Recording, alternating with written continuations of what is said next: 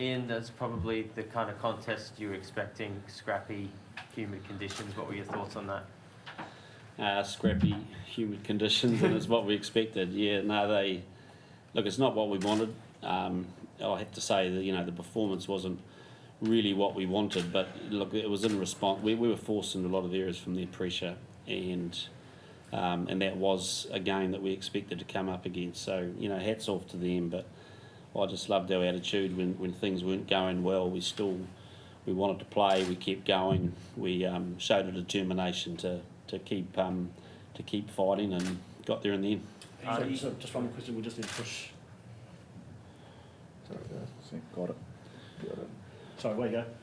And can you just go into that a bit more? What do you mean by it wasn't the performance that you wanted?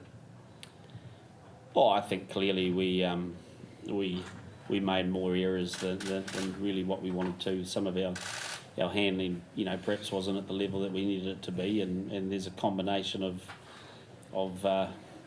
players playing South Africa for the first time, the pressure that they put us under, and how it forces you to, if you're going to execute, you've got to execute at the top level. So, nice little message for us. Artie, was that your experience out there as well? Did you find it the same as what Ian just said? Yeah, physical. We knew it was coming, and they put us under a lot of pressure. Their style of play. I'm just relieved and proud of the boys to stick in it, and their attitude towards just getting through it when we're under pressure. Just like to hear both your thoughts on winning quite a historic match between them, the 100 tests between the sides. What does that mean to New Zealand rugby after, I believe, South Africa won the 50th in 1998, I think it was. So you're better than me. Look, it's really significant for us, and we spoke early in the week. We didn't want to shy away. We knew it was a big game, and there's a whole lot of reasons why it was big. The 100th and the history of this this competition between us. They're a team that we respect greatly, and we've had a bit of the edge over them recently, but you saw how fine the margins are. So for us to deliver, hats off to Geordie for that last kick. It was a tough kick. I thought Quinn, our bench came on really well. I thought Quinn did outstanding well to win that turnover, and Geordie's kick under pressure, and he'll be the guy that won the 100th. So good on him. Artie, did you feel it? Sorry, we'll move into the Zoom call. Thanks, mate. Way go team online. Ian, could you talk a little bit, please, about sort of the bench decision in the end, in terms of obviously bringing Damien on and taking Will Jordan off, and sort of how the process he went through of making that decision? Sorry, Tom, the decision about subbing Damien on? Yeah, subbing Damien on. I guess he's obviously played Geordie's only played at fullback this year, moving him to the wing, and sort of I guess the decision-making process there with that change. I just felt that, I think our wings had a real examination today, and, in many ways probably, some things went their way, but a few things didn't. So just felt, Damien's a confident player. He's a great back three player, and I just felt it was the right call. So just went with that and didn't really want to change two positions. Yes, thank you. And Artie, just for you, first time playing the box since the World Cup. How's the body feeling now, and what was it like out there on the field in terms of the physicality and sort of the hits both on defence and attack? Yeah, it doesn't get easier, mate. Huge respect for the Springbok brothers, and it's always a massive clash. But yeah, my body's feeling it now. So hopefully, jump in the spa and the pool and recover well. But mate, just gonna enjoy the win and the occasion, the special occasion tonight. You can have a short. Cheers, guys. Mark Hinton here. What do you think will be the main thing your team will take away from that 80-minute experience they had tonight? A lot, nearly half of whom were playing the box for the first time.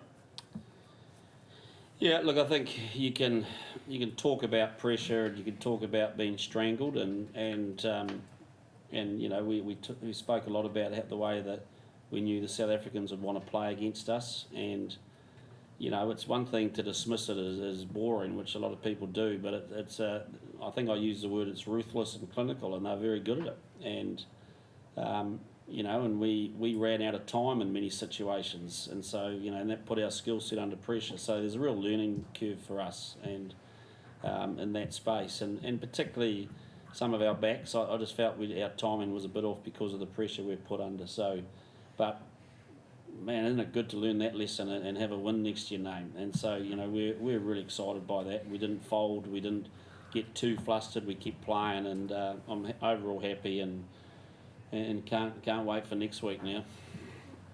Absolutely. And can you just talk to Geordie's performance first under the high ball attack, which was pretty relentless the whole game, and then obviously his goal kicking, which was crucial for you? Oh, look, both goal kickers kicked well, didn't they? And so there was pressure on, and that's and at the end of the day, that one at the end was the key difference. So, you know, it was a big kick, and he nailed it. So he's been striking well. Pleased with that. You know, the high ball stuff, I thought he diffused really, really well from a personal side, particularly in the first half. Second half, they shortened their kicking up and made it a bit of a jungle underneath the ball, so it was hard to get bodies under it. So we have to have a look at how we can do that better. Artie, Liam here, congrats on the win. Just in terms of the Springboks style, we've talked about it a lot, and you knew exactly what was coming. Can you give us an insight into just how hard it is to break down in combat and to impose your game, you know, with the line speed pressure, combating your rolling maul, just everything that they bring? How hard is it to combat that? Yeah, like Fozza said, they put us under a lot of pressure, and you know, that forced us to make errors in our handling skills early on in the phases. So, you know, when we started, there was a phase there when we started to build phases and hold onto the ball, and we got a penalty out of it. So I think it's just up to us being able to probably hold a bit more depth and be better in our skill set so that we can build phases and keep the ball in play. Is it one you'll bank from a captaincy experience as well? You know, tight, tense tests like that, I imagine you take a lot away as well? Yeah, mate. Yeah, it's lucky that I'm a calm person, and I got to give credit to a lot of my leaders beside me who, you know, I leaned on today, and you know, it was a collective effort.